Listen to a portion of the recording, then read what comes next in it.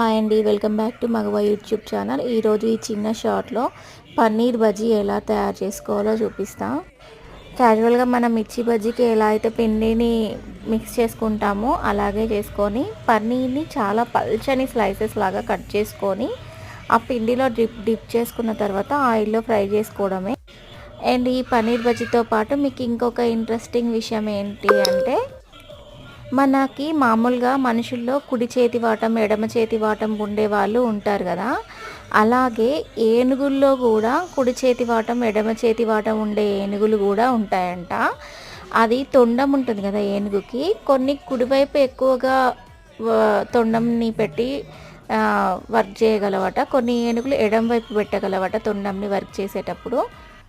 ఈ విషయం కనుక మీకు ఫస్ట్ టైం తెలిస్తే లైక్ చేయండి. అండ్ లెఫ్ట్ హ్యాండెడ్ పర్సన్స్ ఎవరైనా ఉంటే కూడా కామెంట్ చేయండి.